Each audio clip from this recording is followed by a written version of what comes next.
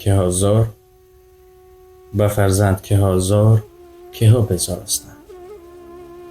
مرد ماشین میخرد، ماشینی نو، خرسندی تمنا. صبح سحر از خواب میخیزد که دخترچه‌اش به ماشین خط کشیده است. چیزی این حالت رو دیده در غضب میشود، آمده با چیزی در انگشتان دخترش میزند.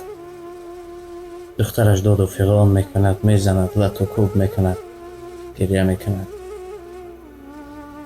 وقتی که از غضب میفراید پدر، میبیند که انگشتان دخترش ورم کرده است. زود دخترش را گرفته به بیمارخانه میبرد. دکترها که میبینند میگن که با چیز زده که اینقدر خیلی کودک میده که استخوانهایش میده شده است که نازک است که آنها رو برقرار کردن هیچ. با این خاطر انگشتان دخترتان را میبرد.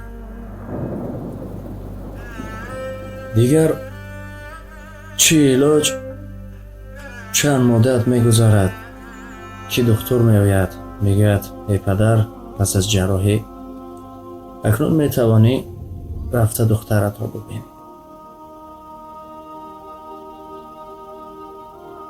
وقتی که میدراید دخترش از جایش برخیزده میگوید دادا جان، انگشتانم باز سبزیده برایان، دیگر به ماشینتان نمی نویسم. گویان سخن میکرد. پدر این حالت رو دیده دیگر خودداری کرده نمیتوانست. به بیرون حولی بیمارخانه برآمد، ماشینش رو لط و کوب کرد، میزد، شیشه‌هایش رو میده میکرد، اما چه علاج؟